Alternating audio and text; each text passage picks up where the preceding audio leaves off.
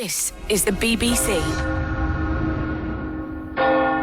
Dear brothers and sisters, all are welcome here at the Confessions podcast, whether saint or sinner. Hello and welcome to the Confessions podcast from the BBC. Did that sound a bit casual when I said hello? It sounded like the kind of greeting that my mother would have said, you really need to speak properly. I thought it sounded warm and friendly and just kind of normal. Right. Anyway, it's another Confessions podcast, lots of deceit, debauchery and deception, you know the kind of thing, from the parish of Radio 2. It's hi from me as well. This is a slightly short podcast. It's all Simon's fault because he went and got ill on Monday. I'm ever so sorry. Did you do anything nice on your ill day? I slept. That's what I did. I just went to bed, coughed and slept. Didn't even listen to the show. Well, No. there's loyalty for you. I was fast asleep during the show. Right, it's about quality, not quantity, though, in this course. podcast. Shocking us this week are Joanne with her shocking scratch story, The Name of the Blame. We have Liam, who is confessing hypochondriac hilarity in Why in Every Mountain. And, of course, we will uncover yet another confession from the crypt that's been especially requested by you. But we'll start this week's podcast with Paul's tale, I Am What I Jam. Please be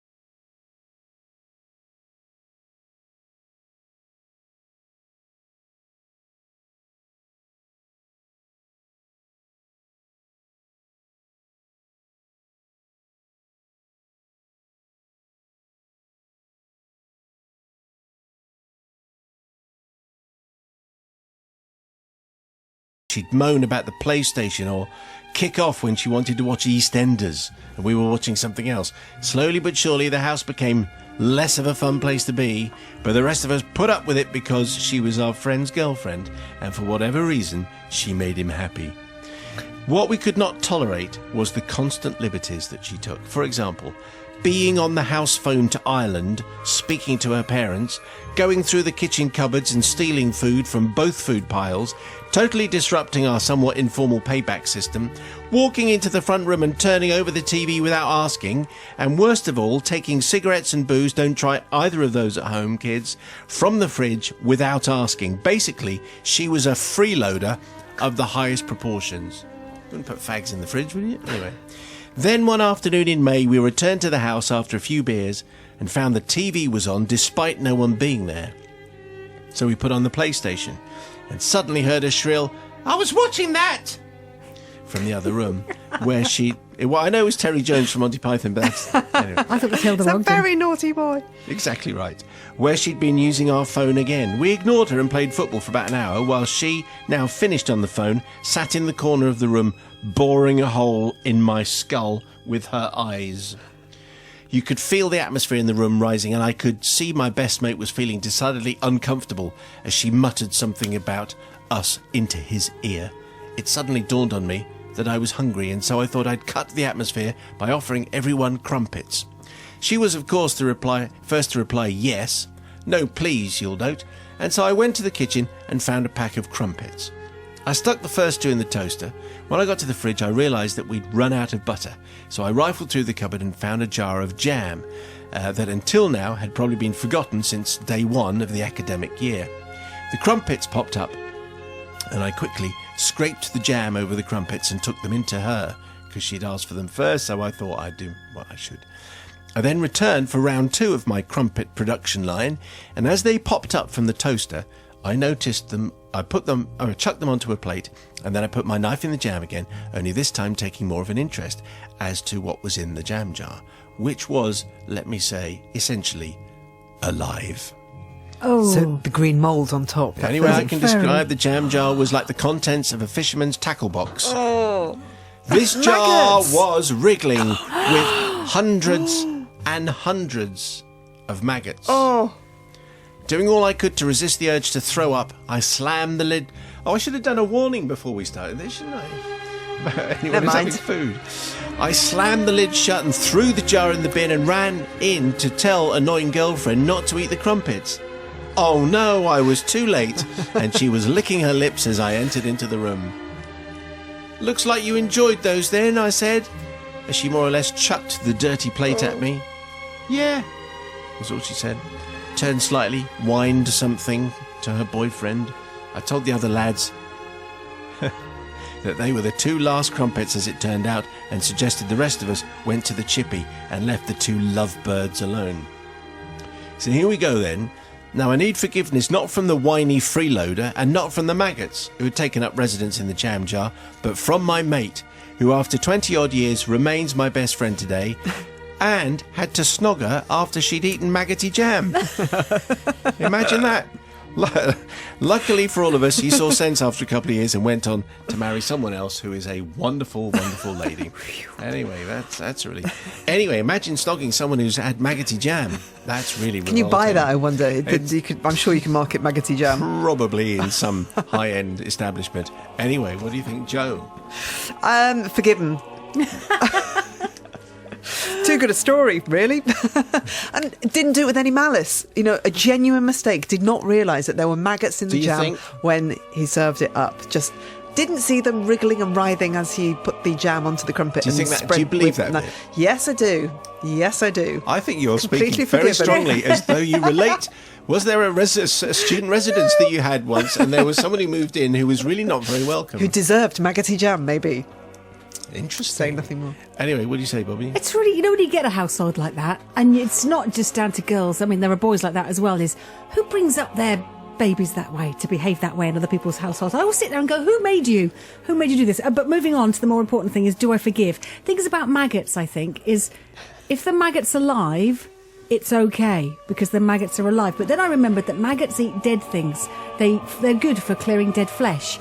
So then I changed my mind completely. But also, as Joe said, it was an accident. But don't try it at home. And I'm not sure about the maggot thing now. I think I'm confused about if it's good to have... Oh, so on balance... The reason why, there's cheese that you can buy that has live maggots on it, which you eat, so I don't think it's Stop dangerous. So- But I don't think it's recommended. I think in controlled circumstances... therefore...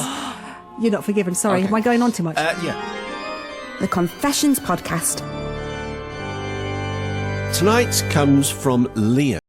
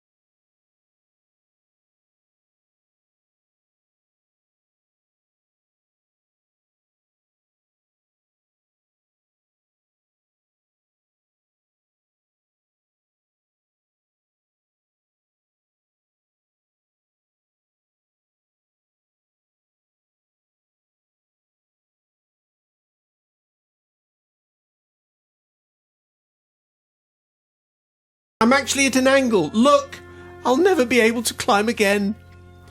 After 4 weeks, he became really, really frantic. Strangely, once his overwhelming dread was apparently realised, he actually went on about it a little less, not just because we all turned away shaking with suppressed mirth if he ever started. Eventually we relented and we told him, and he upped and offed and he never came back. We never saw him ever again.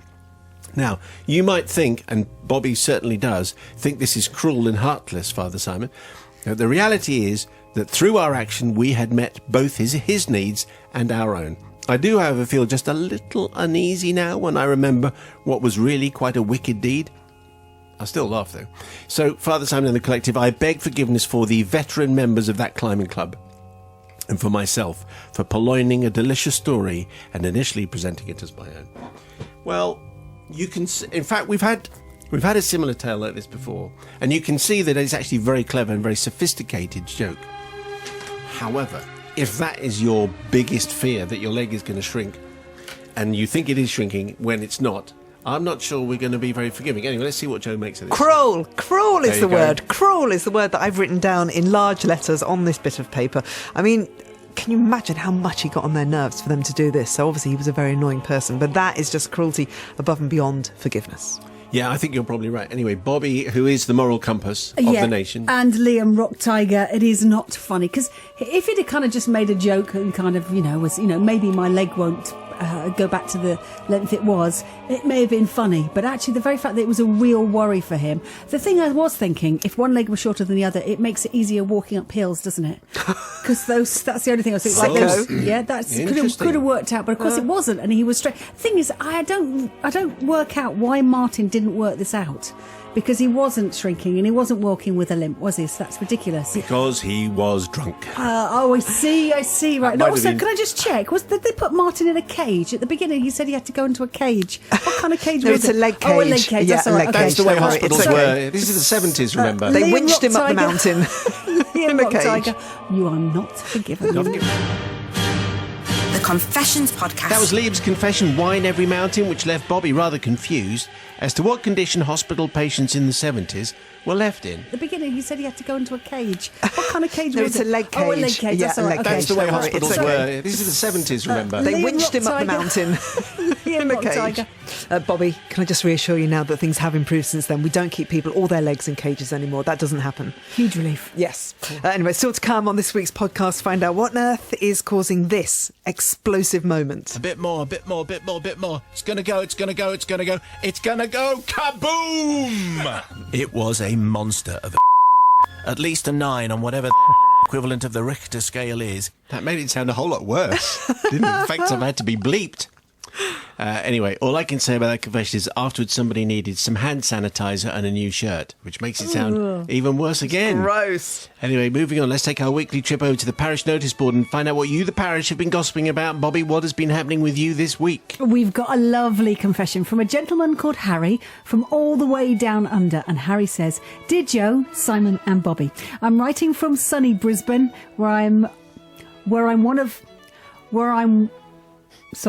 I'm writing from sunny Brisbane. Right. I'm writing from sunny Brisbane, where I'm what one of Simon's other programmes would call a colonial comma. Where I'm what? No, okay, so this is where I'm... Should we all try it? Yes. I'm writing for sunny Brisbane, where I'm what one of Simon's other programmes would call a colonial commoner. That's good. I'll move on now. Last weekend, I got married to the love of my life, Jackie. It would be wonderful if I could request your good wishes for our future together. I hope it would increase the chances of being mentioned if I told you that I have managed to subscribe my mother-in-law, Michelle, to this podcast, and I didn't have to do it surreptitiously. She is now a keen listener, and we're planning on spreading the word of your fine work throughout our friends and family. That must be all down under. I do have a couple of confessions, but they probably wouldn't make it through the acceptability censor. Keep up the great work. Kind regards, Harry from down under, from sunny Brisbane, and you still find time to listen to us. Well, so first of all, congratulations to you and to Jackie. And we like the sound of Michelle because she's a subscriber. So it sounds like a classy family you've got there. And you talked in your email of some confessions that you actually have, but you didn't think that we would accept them. But actually, we accept all kinds of confessions. Yeah, pretty much anything and everything. You know, and we can make most things broadcastable. Yeah, the more tawdry, the better. We can convert those. Yeah. So, you know, why don't you let us be the judge of that, Harry? Send them in, confessions@bbc.co.uk, and we'll see what happens. Joe, what have you got? I've got an email from Emma who says, Dear Father Simon and the fabulous collective, I'm normally a devout listener to your show, but unfortunately haven't been able to listen for the last few months as I've been in Asia. So I had to get my confession fix via the podcast. The podcast has helped many an hour fly by on the often very long buses, and I've eagerly shared the podcast with fellow travellers. I may even have to seek forgiveness from my fellow travellers if my laughing has kept them awake when they were trying to sleep. I'm soon leaving to go home, and I'm delighted to be able to listen live once again to the team. Plus, I thought I'd chance my arm and ask for any merch or unwanted items that you may have that might act as a reward for my confessions missionary work through Asia. From a huge fan, Emma. Well, I'm glad we could keep you company on your travels, Emma, but while you... Okay, something's just going... So subscribing members of Friends and Family is obviously very good. Internationally, I mean, obviously they don't have to pay for the licence thing, but anyway, you know, we'll take any downloads from wherever they arrive, and for your good work, it's a brand... Is this a brand new Radio 2 mug? Did you steal this from anywhere, Rosie? Jeremy Vine's table. Probably. That is a quality product. It's a really lovely... And Bobby is going to touch it, and then Joe's going to touch it. Does it have any pictures on? It's the emblem. It's the Radio 2 logo. That's proper porcelain. So we could deface this and we could draw some little stick people on. I think we should probably do Simon, that. Bobby and me. Anyway, you'll get this, and I hope that's okay, Emma. Thanks for the email. It's time now for our ever-popular X-rated confessions, stories that were too rude to broadcast on family radio, but you get them in all their glory here. We start with Quentin, although this is it's kind of X-rated confession slot. Quentin, we still have some standards, so your story about your trip to the spa, the dodgy stomach, and the later evacuation of said spa will have to be left to the imagination. But I think that the evacuation of the spa was the second evacuation that we can... talk about. Anyway, thanks, Quentin. For Moving nothing. on very swiftly. Although, in a similarly unpleasant vein, this is Chris's tale of her husband suffering from motion sickness on a bus in New York. Okay. So we'll just leave you with some choice phrases from the unbroadcastable confession. Torrent of vomit cascading down the stairs is one. I like that. Picture that. There's vomit into the gutter until nothing is left. That's another one. Perhaps our favourite quote from this story, though, from Chris is, I stood covered in sick, contemplating the fact we were miles from anywhere and we still had to get to Jersey Boys. Thank you, Chris. That just sounds like a standard night out in the Mayo household. Well, I was thinking of the 90s in Radio 1, really. I was thinking that was the kind of thing. But yes, okay, let's go with that. That's a Mayo night out every weekend. Finally, a shout out to Camilla, who, despite telling us that her 13-year-old son is the podcast's biggest fan, still sent in the tale of the time as a teenager she decided to peek through a neighbour's letterbox for a prank and was surprised to see the man of the house... Where's this going to go? An elderly doctor, stark naked. The poor doctor nearly fell down the stairs when he saw a pair of eyes peering in at him, and we don't condone peeping Toms or peeping Camillas in this parish. But anyway, he was perfectly entitled to walk down the stairs naked, and that's all the doctor was doing. So I can understand why that didn't get on. Anyway, if you've got something that you think might get censored or you think might be just fabulous for everyone to hear, get it on the email confessions@bbc.co.uk, and we look forward to hearing your confessions. And that brings our parish notice board at section 2 a close for another episode. So let's head back to the confessions that did make the cut. Yes. Or in this next Tales case, should I say, made the scratch. It'll all make sense. This is Joanne's confession, The Name of the Blame. The Confessions Podcast.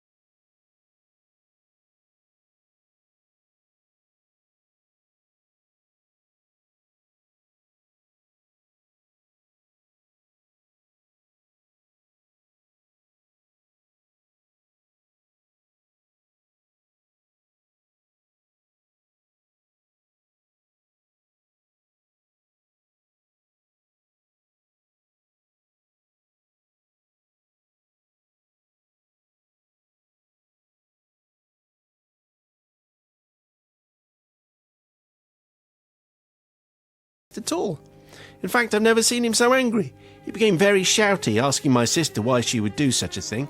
My sister denied doing anything, of course, making him more and more angry and more shouty, and he told Helen not to lie. I could hear all this going on and was a little confused as to why he was so angry, as the name on his car looked so pretty.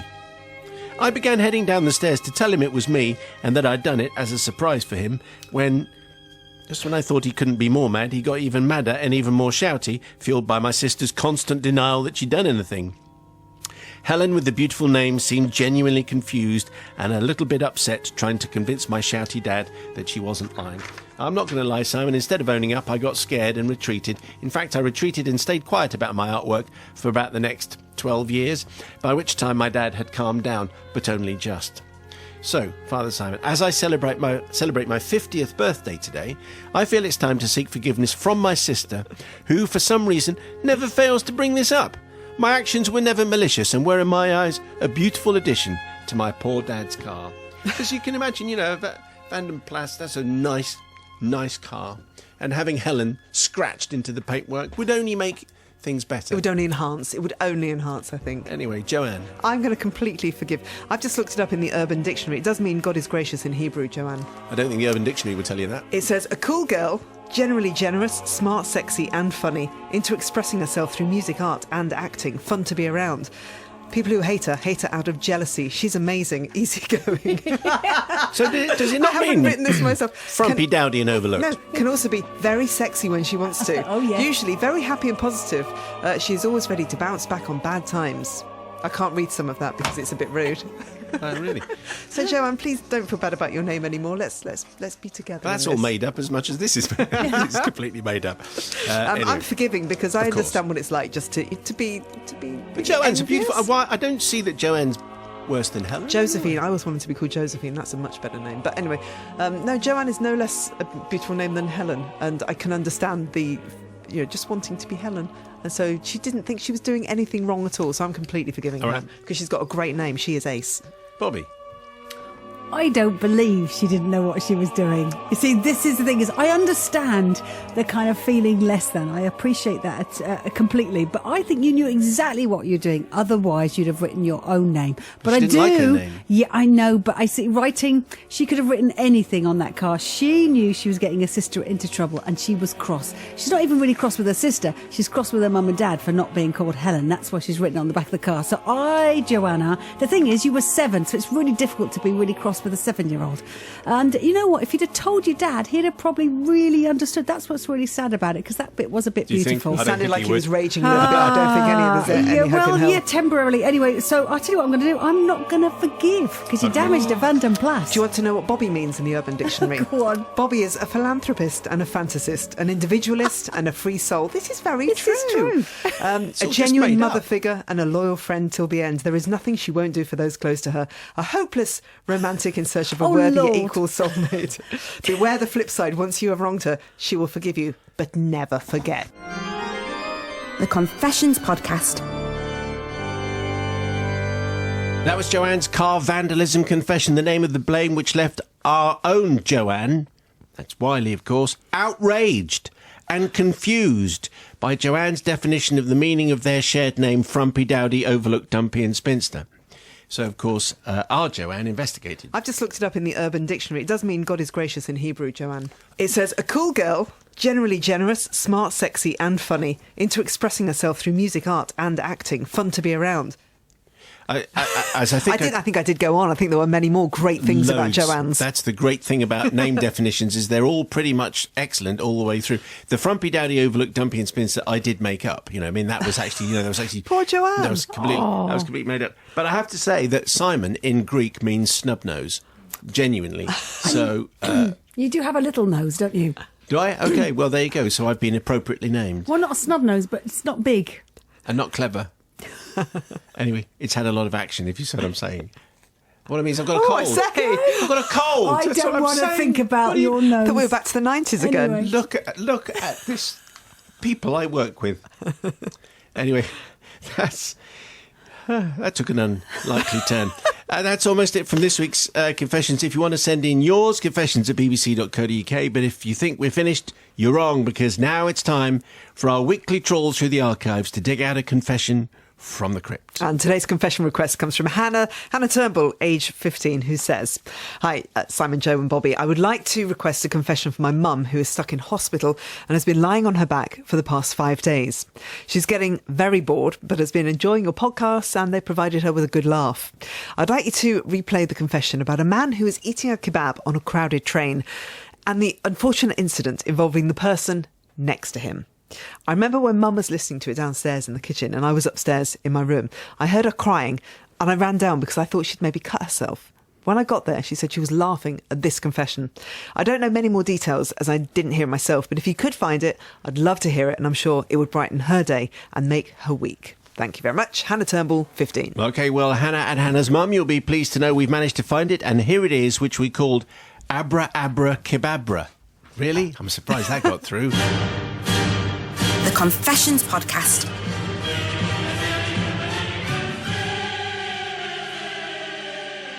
Right, OK, 22 minutes to 6 o'clock. Correspondence from Mr. Rock Forceful, who says, I've got a sulking son upstairs because I've told him he's not old enough to listen to tonight's confession. Well, I'm only giving it a PG... anyone can listen to it. I think it's all perfectly fine. It's just, it's a little... If you're preparing food, and it is a foodie Thursday, or if you're serving food, it's just a little thing. I'm just saying, you know, it won't be to everybody's taste. All right, Nige. Yeah, good. Looking forward to this. Okay. You've teed it up nicely. Thank you very much indeed. Well, I've done my best. Let's just see which 80s pop star has sent in tonight's confession. Tom, who's a jazz musician, he says. Anyway, thank you, Tom. Dear Father Simon and the forgiving few, this is a true story. It happened to me in the summer of 2004 when I was 37. Don't know why that's relevant. Anyway, I settled down in the seat on the tube in London near a sleeping man. The train rattled up to speed. I looked over. 2 young guys sat across the aisle with another one a couple of spaces to my left. They were in a group, early 20s, had crisp jeans, nice phones, and rows of white teeth. I was alone and pulled my kebab out of its carrier bag. I felt in contrast... What? Yeah, it's right, a kebab. So smelly food on the tube. Oh, he's going to get there. I felt in contrast to the 3 young men, fat, sweaty and dirty. I'd been running around London all day. This curious mix of feeling older but somehow junior arrived, and I realised I would become more common as I got to middle age. It took a while to unwrap the kebab, Father Simon. As I did so, I remembered the poster which asked people not to eat smelly food on the train. Just like what Matt just said. Who cares, I thought.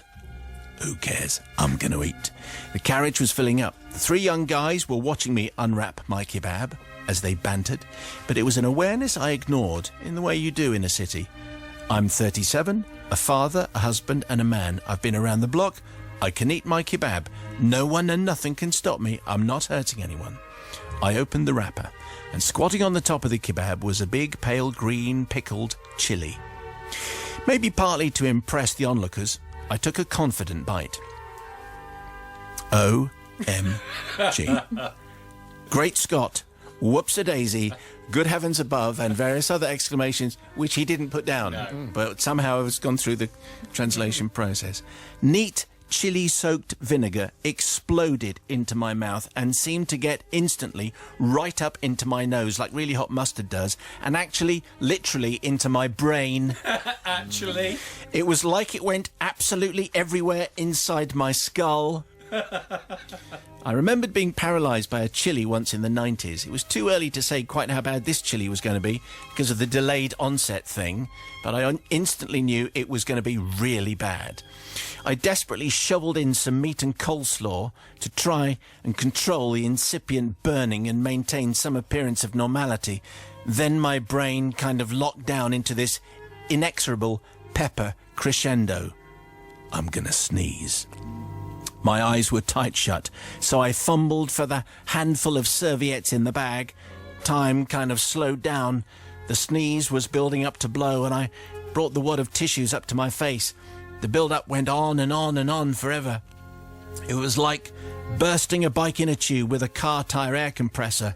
A bit more, a bit more, a bit more, a bit more. It's gonna go, it's gonna go, it's gonna go, it's gonna go, kaboom! It went.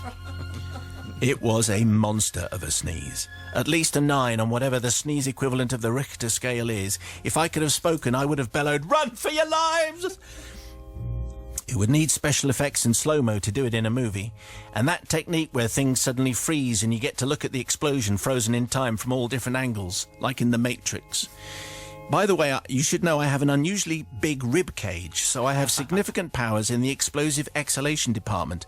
For example, probably my greatest gift is shooting a wine cork from my mouth across a room at someone's head. Powerful and accurate. This time, my automatic nervous system had taken over entirely and thrown every last sinew into it, so it was even more than I could ever do deliberately. My mum used to let out a very loud, very high and very long chew when she sneezed, which my brother and sister all grew up thinking was normal. But I didn't do that anymore since my brother got kicked out of maths because the teacher assumed that no one would make such a bizarre sound while sneezing unless they were taking the mickey, which he wasn't. Anyway, all these thoughts were swirling around my head as I was in a daze with my eyes closed as I kind of came to my senses gradually. This was understandable because it was like someone had just popped a hand grenade in my mouth, lifted my jaw shut and waited for the bang. So it was still in the middle of major chilly aftershock, but as my head returned vaguely to normal, it dawned on me the sense of what had happened wasn't limited to the inside of my skull. The first clue was that when I opened my eyes, my glasses seemed to have frosted on the outside by a mist of droplets of various sizes. Second, there was total silence in the carriage, except for a sound. I realised after a few seconds the sound was hysterical giggling. It was the sound of two of the young guys, totally helplessly giggling. One of them struggled to squeeze out the phrase, "That was so disgusting." Third, the young guy sitting most directly opposite me was looking in absolute horror at his freshly laundered and ironed white shirt and kind of patting it with splayed fingers and then looking at his hands. At first I thought I must have missed something done by someone else when I was distracted by sneezing, and then with dawning horror I came to the realization that they must be reacting to my actual sneeze. My sneeze had actually sprayed the whole carriage with heaven knows what. What should I do? Should I say something? Should I apologise? Should I try and wipe his shirt? What should I do? Maybe it wasn't me. Okay, of course it was. I decided. I asked my instincts, and the answer came back, act as though nothing has happened. Tough it out. Don't apologise. Wait and watch and act natural. They were all staring at me and alternating between laughing and expressing whispered disgust. I decided to wipe my glasses to give me a better view of the blast zone. This seemed to provoke an increase in giggling. By now I was irrevocably committed to my strategy of bluffing it out, and there was no turning back. I decided to resume eating my kebab, minus the green chilli, which triggered more sniggers, especially when I accidentally dribbled chilli sauce down my T-shirt. Finally, as they jumped off at the next stop, I noticed one of them taking my picture with a phone. Oh, great. I was going to be immortalised as the disgusting guy off the tube in some guy's phone. But I didn't care, because I think actually it was quite funny, because it did actually happen, and I was very, very disgusting. But I do please ask forgiveness, especially from the poor guy that I sneezed on, because his shirt was very white and his jeans were very creased. And this is from Tom, the jazz musician. Thank you, Tom. We kept it for Nigel because he can comment on the ingredients for the chili and also the kebab. But when you get that chili freeze, that chili explosion, it's kind of a tough one. Sister Bobby's looking stern. Yeah, this is going to be short and sweet for me. The rules on the tube are do not take smelly food and do not eat smelly food and do not sneeze smelly food over everybody else because it's really not very nice. So, quite genuinely, I know it's difficult when you're starving hungry and you've got hot Cornish pasty in your pocket and you really want to eat it right now, but you can't. You have to wait. So you are not forgiven for splaying everybody.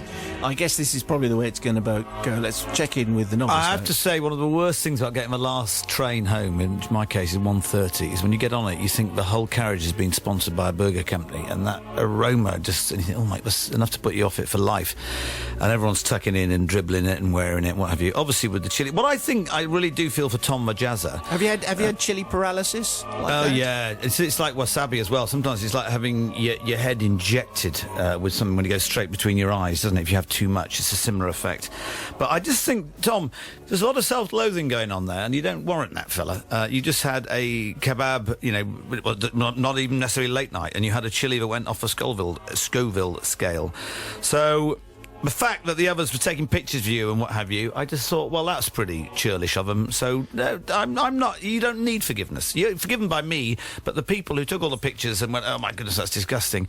Well, I think they should look at themselves a little bit more, and they might see all the red staining and the green just staining. looking at your shirt, it does look as though someone might have sneezed on that. To be perfectly honest, it is quite lively. I have to say tonight. Brother Matthew, what are you saying there? Yeah, someone sneezes chili on me on the tube. Taking a picture of them is the least of their problems. I'm going to say this, Tom. I bet Tom is a kind of he talks about his unusually large rib cage. Oh, here comes Tom. He's going to do his thing with the champagne cork again, and the rules don't apply to Tom. No, I'm a 37-year-old dad, therefore I can eat a kebab on the tube. No, you can't, Tom. Turns out society's conventions do apply to you, sunshine, and your sneezing kebab. So no, as you might have guessed, not forgiven with your rib cage And your jazz music. The Confessions Podcast. That was your confession from the crypt this week, featuring Nigel, Matt, and Bobby. And the thing that we learned from that is never try to inhale a kebab. Never try and sniff a kebab. Oh, because I was thinking of doing that this weekend, so I won't now. Now that I've heard that, which was Yeah. frankly disgusting. It was. I'll refrain. In fact, it was a pretty disgusting podcast all no round, good. really. If you have a request like Hannah did for a vintage confession, then send us as many details as you can, including when we first read it out, to confessions@bbc.co.uk, and we'll do our very best to dig them out from the crypt. Nearly time for us to say goodbye for another week. Regular listeners will know that each week we ask you to tweet a special code phrase to prove you've listened all the way through to the bitter end. And this is the bitter end. Thanks to Laura, Adi, Russ, Tracy, Ed, and everyone else who tweeted last week's phrase, "You sound like a right oik."